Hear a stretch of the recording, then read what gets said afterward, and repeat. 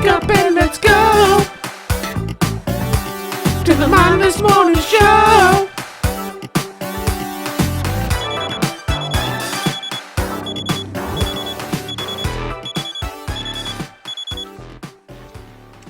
Good morning, everyone. Welcome to the Mindless Morning Show. I'm here with my co-host, as always, Dakota. And, what's up, everybody?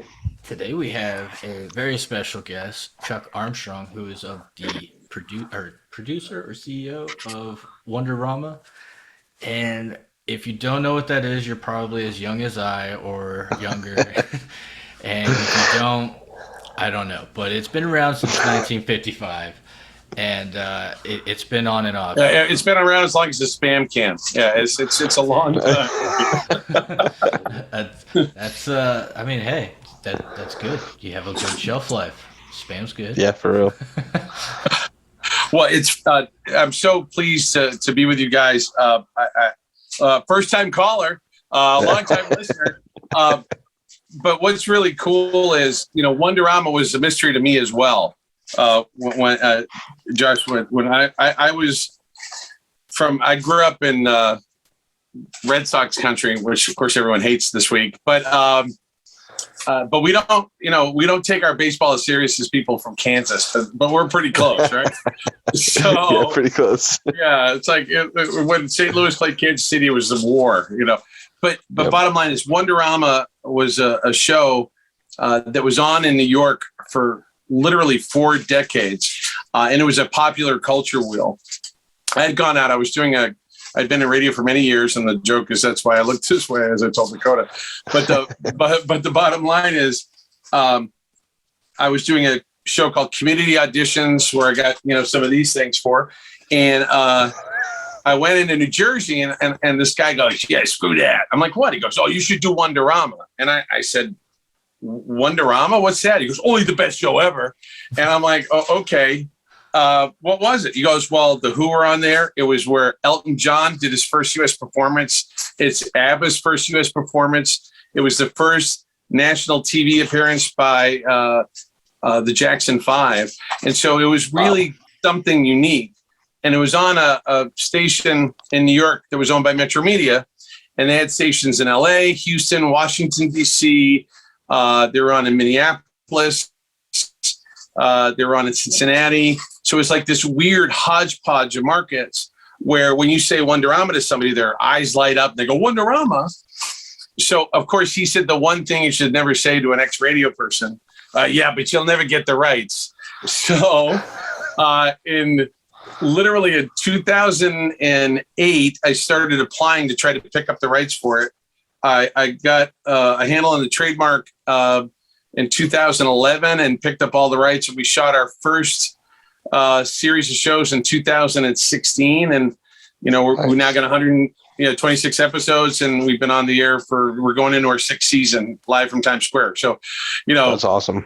I'm stupid enough not to know better. One of those people. That's really cool. But the show itself really is, just to give you a quick nutshell, it was a show that never talked down to kids. It always talked to them. And when we looked at it, there really wasn't anything for tweens and teens. And as you know, Instagram's talking about tweens right now. But we try to say, how can we still be hip, but still accessible, so mom and dad over the shoulder don't feel like they're being alienated? Because most of the stuff that was out there was a sitcom where the parents were, idiots, and there were sibling rivalries. And we said, why don't we just have a place where kids can have fun, learn something? And we started in New York and Salt Lake City, which is the home of our host, David Osmond. And now we're in 115 markets, hit about 90 million homes, but we're kind of the little engine that's not supposed to. But the nice thing is they think it's good because of the programming. So I'm sorry, I went on way too long. No, it's okay. That's awesome. I mean, that's great info. And yeah, I've seen the impressive list of guests that have shown up prior, and I was blown away because, I mean, even at one point I saw Evel Knievel on the list, and I thought that was the coolest thing. But well, it was funny because when we started back, we had Evander Holyfield on, and Nice. and he goes, I love the show as a kid. So we have a lot of responsibility. Real quick story. So David Osmond, were down in South Street Seaport filming something for the holiday season. And remember that gal that won with a ukulele on America's Got Talent? Oh, yeah. The little girl or whatever. Yeah, she was really talented, but also her dad was a big muckety-muck at LG. But anyway, but the bottom line is she was super talented, and we went to go see her, and our crew got caught in the elevator. So they got stuck. I was like, okay, so what do we do? So David and I walk up with my iPhone, and these two just solid citizen guys are there. They're like, who are you? And I go, oh, we're from, my name's Chuck Armstrong. This is David Osmond, and we're here to interview, I wish I could remember the lady's name. And we're from Wonderama. The guy goes, Wonderama? I learned to tie my shoes on Wonderama. And the other guy goes, I won the disco ball contest. I'm like, what is this show? So we have, we try to pay homage to the original show because it really meant a lot to a lot of people. But the whole point is, how do you create a show that moves with music? We have Wonderama Radio. It's called Rock's 40 because, really rock's coming back. That launches in late October in line with the Halloween parade we're doing in Times Square. And, it's just all about how do you create stuff that feels relevant to kids, but doesn't turn them into, an oddity, which is a lot of the kids shows that are on TV, Yeah. That's the unfortunate thing. I even see it with the kid shows for toddlers. I have a little 2-year-old, so some of the shows I see on there are quite questionable. But yeah, they start them young, man. Yeah. I get it, but no bueno. But you've had a lot of really great guests on even recently. April Rose, Gabrielli, Kulik, Lady D. I mean, you've had quite the performances there, and I was so curious. Do you do all the shows live in Times Square? Well, it's funny. We shoot underneath the New York State tax credit, which helps make it affordable for little old me to do the show in New York. And because of COVID-19, you couldn't put a bunch of unvaccinated kids into a theater, and we would shoot at Baruch Performing Arts Center. So we figured out a COVID-safe way to do our entire season in Times Square. And it's just been amazing because now it's allowing us, we actually did a promotion last year for a virtual New Year's Eve with One Times Square. That's the home of the ball, the countdown clock. That building is 26 stories high and it's empty except for the 3 floors of Walgreens. What? Yes. I had no idea. That's insane. Yeah, well, they make a lot of money on the signs, but now they're going to fix it. There's like some big stuff that's going to happen there. But anyway, wow. And it's owned by an amazing company called Jamestown that did Chelsea Market. I mean, they've done unbelievable projects, so they'll make it really cool. But the bottom line is, we were asked by the Times Square Alliance they were just amazingly helpful to us because I couldn't have done this on my own, and they worked with the city of New York, and we had the COVID team from New York to give people information on the vaccine so they could learn about it. But the main thing is we made sure everything was socially safe, but people were so excited that we were, shooting a show that was kind of live and outdoors. So throughout the rest of the year, we'll be there for New Year's for a second time.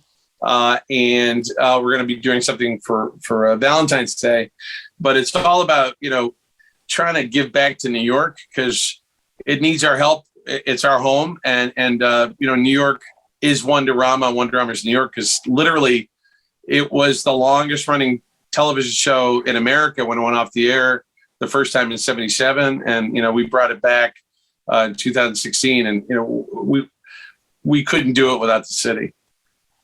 Yeah, that's cool.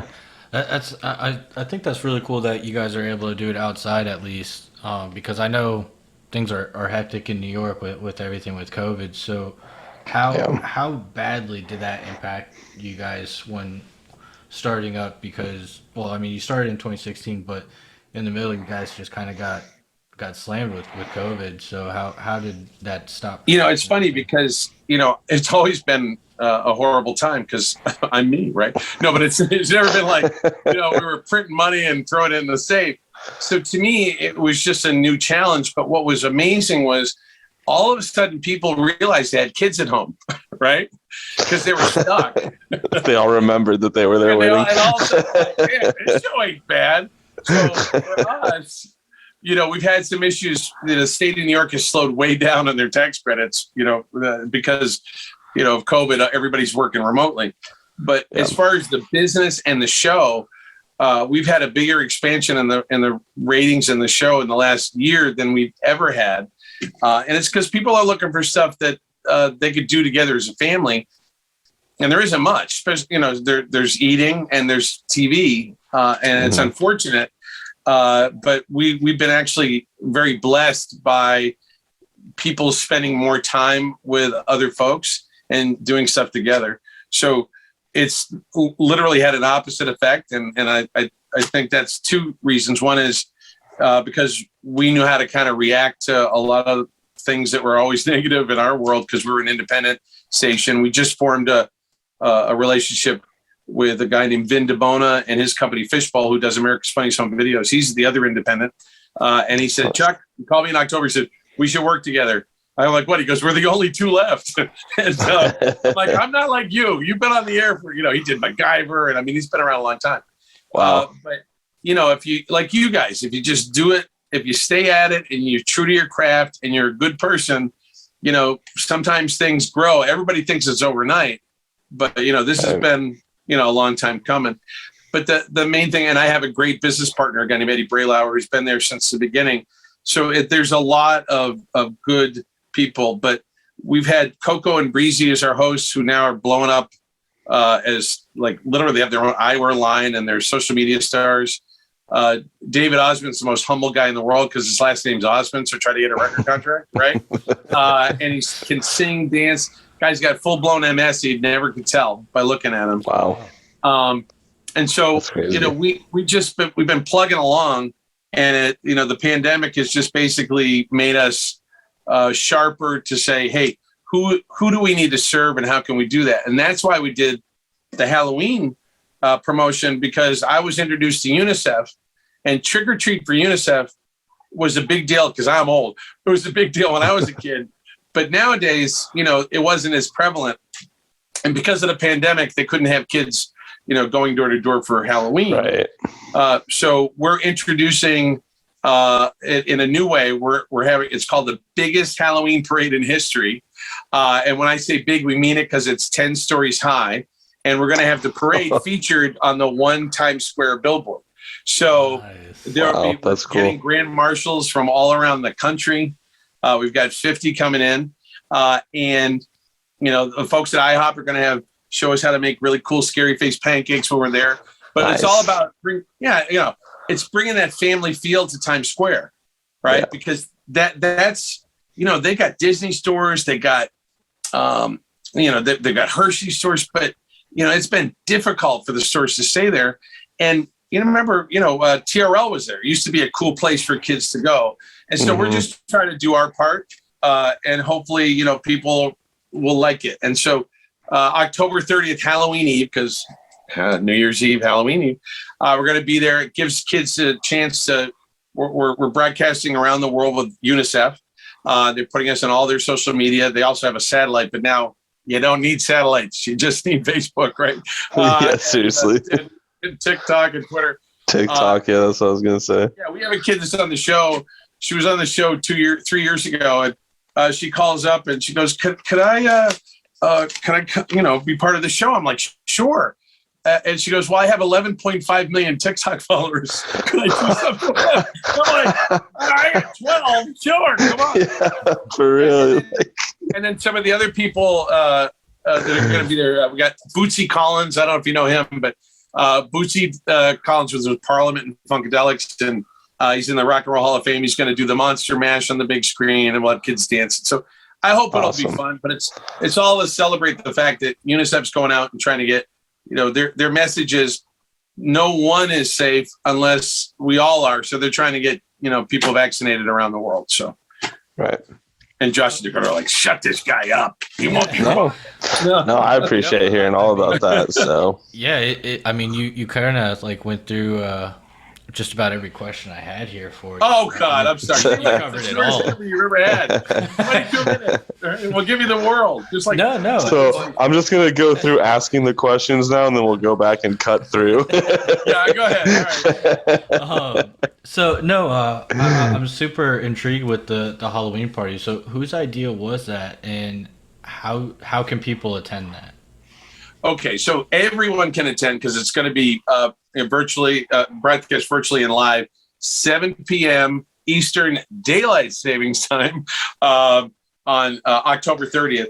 But there's no great story. I was on location recording shows. I could barely hear because I think actually Sophia Angelica was on stage, and I was connected to the people from UNICEF, and they were super nice. There was a lady named Shelly, and they just said, "Hey, we'd really like to talk to you about doing something for us." And I said, "You got any T-shirts?" And this guy, Tom Walker, goes, "Yeah." I said, "I'll be down. I'll come right after the shoot. We'll do a promo for you tomorrow." Like, what? I go, "Don't worry, we'll do it." So I went downtown. We picked up the T-shirts. We came back, and then the next day we did a whole bunch of Trick or Treat for UNICEF promos. They said, "Well, why did you do that?" I go, "Well, why not? You guys help everybody else. We'll help you." And they said, "Well, what would you want to do?" I said, "Well, we should have the world's biggest Halloween parade. We got the screens here." And I go, "We can do it virtually, so it'll be safe." And they went, "Great." And I'm like, "Oh, God, Chuck, what did you just say?" I didn't think they were going to say yes. Yeah, so that, open mouth, insert foot. So that's how it started. It was like, hey, this would be a great place for us to do something cool, because there's only one parade in New York that's actually on the 31st, and it's not for families. It's kind of it's a great parade, but it's not a place where you could bring your family to. So my thought was, this year it'll be virtual, but next year we could actually create a cool family event there, and that's the whole point. Times Square wants to really bring families into New York. They have 60 million people visit that Times Square every year. I think it's the top attraction in the United States. Yeah, so I can imagine. Now it's like, okay, let's try to create something so people, because when you go to New York, you get tired of looking at museums. Please don't take this the wrong way, museum people, but and you want to go to Bubba Gump's, right? And you go down there and you kind of look at the screens, and it's really cool. And what we're saying is, look, how can we bring more to that? And we hope we do. Nice. I mean, you guys certainly do. Are there any plans in the future to film outside of New York, like coming to like Florida or something somewhere? You guys ever gonna come to Kansas? Well, it's funny. I'm pretty sure I know we're on in Kansas. It's on Saturday or Sunday mornings. But the bottom line is, our goal is to create a Wonderama Studios. I'm actually chairman of a college. It's been a huge honor. It's called Metropolitan College of New York. It started as a welfare and career school back in the 60s, when the Great Social Movement, and it's a full-blown college, and it really serves the community. And what I wanted to do is, I started late. I got a 12-year-old, 9-year-old. Nobody ever says, "Hey, you want to learn how to do a TV show?" Yet we hire 40 kids a year to work on the show. Mm-hmm. So I wanted to create a place where kids could actually make content and create content. And so that's what Wonderama Studios will be. And so that's kind of where I want to go. And that could be something where you can take content from every city, because kids are so much smarter than we are. And I can say that you look like you're not 12. But when it comes to, making videos and creating stuff that's relevant, my best stuff comes from literally kids that are in high school, that, are kind of like, they're the people that younger kids aspire to, right? So what I wanted to do is try to say, how can I create a place where they can have fun and give back? And so we're looking at places here in New York, but my goal really is to create something that could be replicated. And then you probably saying, "I don't want to hear all this, Chuck. I'm sorry you're sorry you're asked." No, right? that's but to me, at the end of the day, guys, we're going to be dead, right? So why not do something that actually brings something positive to the community? It doesn't mean you get on your soapbox and say, I'm this or that. But if you can create programming that maybe teaches kids how to be a little nicer, or teaches some sort of civics, or, talks about something they didn't know that brings, more understanding to their existence and potentially to their life, then hopefully, you'll feel better in your older age that you did something that was of value. Of course, what was the thing for Billy Crystal when you're on radio? You go, what do I sell air, right? But the whole thing is, Wonderama is about, all right, so we're certified as educational and informational by Stanford and the college I'm at, which was actually tougher than Stanford. And it's, each week we try to let them know something new, but we call it spinach au gratin. So they're getting their vegetables, but nobody knows it. And so that's where we're going next, is creating a place where kids can actually create and be involved, and not in a fake way, in a real way, and publish content. That's way too much. cool. Huh? No, I was gonna say. I mean, I appreciate all that kind of stuff. I've worked with kids. I've coached basketball, been in daycares and high schools and stuff like that. So I have that soft spot for the youth. Well, that's because you do a job that matters, right? Right. And that's what we give. We've given 55 lessons to the New York City school system. The Teach Hub. You go to our website, WonderamaTV.com. They're up there too. But we just said, what do you want? They go, we don't have anything engaging for kids during the pandemic. So I just gave it to them, right? And they were just like, the kids were so happy. It was like, oh, it's not the same stuff that we get every day. It's a little bit, different. And so when you were inspired as a kid, it was, at least for me, it was that teacher that connected to you. It had nothing to do with the subject. It was the way that they brought emotion and passion to it, right? Exactly. And so that's kind of where we keep changing ourselves to try to get better. But at the end of the day, kids are kids. Mm-hmm. They want to be, informed of stuff. They don't want to be snarky. They really want to, be part of a group that cares and is embracing. And you can do that in a hip way, I think, Yeah. They're still pure. You gotta guide them right. And it sounds like you guys are doing just that. Yeah. Well, definitely moving in the right direction. That's for sure. We're trying. Yeah. And the nice part is, David got nominated for a National Daytime Emmy for host, and they never give Emmys to kid shows that are run by Chuck in New York, right? And but I did well because the guy that produced the Emmys, I hired him as my producer, so we get a shot. David Michaels. Nice. What else? That's why you got about 50 of them behind you. What did he say? That's why you got about 50 of the Emmys behind you. Yeah, well, No, that was before I met him. As soon as I met him, I didn't win a damn thing. So It was the opposite effect for you. Yeah. Kanahara, as they said at Brandeis, where I went. But what else do you guys want to? Are there any paranormal questions? Or it is Halloween after all. Sure. What do you got? Yeah, you have any ghost stories or anything that have happened to you? Let's hear them. No, well, actually, I did. Many years ago, and you'll hopefully cut this out of the show. I had a car accident with my girlfriend, Tracy Ann Colosi, and she was a wonderful gal. And it was in the Driftway in Scituate, and I was trying to be super careful. I was doing a 3.2 turn on a road that was like next to the ocean, and some guy just kept coming and broke my car in half. Luckily, no one got killed. Gas tank went 300 yards down. We were very blessed.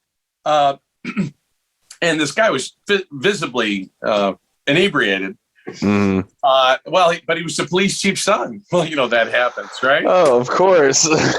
So when I said, look, officer, I think he's been drinking. The guy had like mirrored glasses and the pearl handled revolver. Goes, son, I think you've been drinking. And I kind of lost it. I'm like, yeah, give me a breathalyzer right now and give me one too, right? Some guy comes out, calms me down. He had a little like fishing hat on, and my girlfriend remembers it too. And he goes, Chuck, I know your dad. We know each other from the Halifax Country Club. My dad belonged. He didn't like the golf, but he liked the people. And he goes, just calm. And he calmed me down because I've probably been shot by, for good reason. So I went home, and the police were very nice because they knew something was wrong. I got an escort from the first town to Hingham, from Hingham to Norwell, from Norwell to Hanover, from Hanover to Rockland, where I live. So a police escort, they just kept, so obviously they were trying to get me out of there. Right. Right. So the next day I tell my dad, because we have to go down and, see the people in Scituate. And I tell him about this guy. He goes, no, you didn't see him. He's been dead for 6 months. And I'm like, no, Dad, seriously. And I went to the library because I'm so old. They had a thing called microfiche.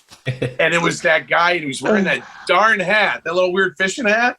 And No way. That's my only ghost story, and I've never told anyone that except for my old girlfriend. So there you go. So you could have possibly been arrested or shot, but this ghost saved you and calmed you down. Bro, just calm down. I'm dead right now. Just take a deep breath. You'll get through this. Yeah. And so after that, I never said anything. I was just kind of like, maybe so I called my girlfriend. She goes, no, that was his name. And so, you never crazy. know, right? You never know, but there's usually somebody hopefully looking out for you if you do the right thing. But, seriously, man. Well, I'm so appreciative of your time. Did you guys have any other questions or?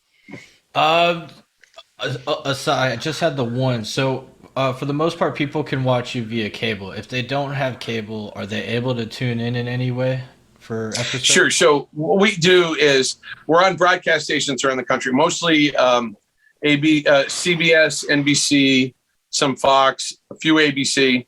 In New York, we're on My 9 and Fox. So it depends on the market because we're syndicated on broadcast stations, which is free over the air. That was important. I didn't want people to have to pay for cable. It's funny because our show is hosted by David Osmond, but in New York, we index as at 3-1 at delivering people of color. So we're the top rated show that I could find on delivering African-American households, not because we're doing anything special, just because we reflect the melting pot that's New York. But each week we take the show and we make it available at WonderamaTV.com. And soon Wonderama.com will go live, and that'll be radio, television, at all. And then, we're still growing. So call your local station, kids. And no, but it's all about and request us. No, but it's depends on the market where we are. But we're growing, and hopefully we'll get even bigger, but they can look at us online. Awesome. Well, we'll be sure to provide any and all links to the websites and the social media. And you guys too. Well, I can promote you. Although it's we appreciate that. Explicit. So yeah. Yeah, we're definitely not necessarily. Maybe not. I don't know. So you have kids of your own. You're saying with Halloween coming up, do you have costumes and everything planned out already? Well, it's funny because it's work now, and my 12-year-old, I make him do free labor, right? So he does promos, and he's getting really good. And I'll send you guys a couple promos for this when we get off for the show. What's your email?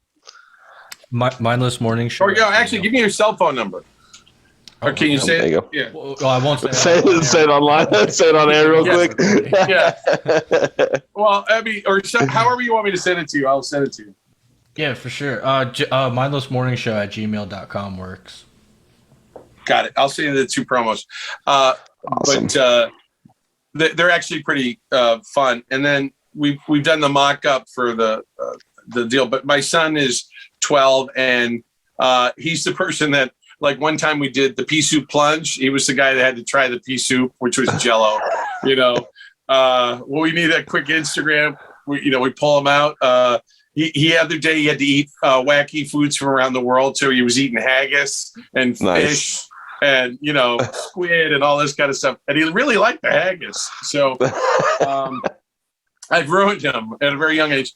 But the nice part is they keep you not just humble, because that's part of having children, but they also keep you on brand and hip. And I asked him, I said, hey, does this make sense? And he's actually got a better sense of, what would really resonate with kids. For example, right. That's cool. I knew about the squid thing before, most people saw it on the Today Show. Right. So that's important to us, but that's huge. Hopefully I haven't screwed him up too much. Well, I just preparing him. Yeah. With all of that, is there any parting words of wisdom for our listeners and viewers? Yeah, never lose your sense of wonder. I know it sounds kind of hokey, trite, banal, but it's true. If you meet someone, the first time you get into a relationship with somebody, that's the thing. It's the mystery, the wonder, right? And so being jaded is not really a great place to be. And so that's the most important thing, is how do you allow kids to experience things in a way that really allows them to feel excited about it and happy, but at the same time, you're a teacher, right, Dakota? I was. Not anymore. Now I'm a massage therapist. Yeah, but still, when you connect with somebody, that's a gift, right? Right. And so that's something that is really important to us, is whenever we do anything, our unique proposition is, how do we inspire in a positive way without preaching? You can teach without preaching. And that's kind of my parting words is, I hope I live up to that. I know that my hosts do. And, at the end of the day, hopefully people leave the show and go, oh, I didn't know that. That's kind of cool. And it's something that they can take with them. But thank you guys. I'm sorry I chewed up most of your morning. No, you're good. This is all wise words. Yeah, it was great to hear about it, and I appreciate what you do for the community. Absolutely.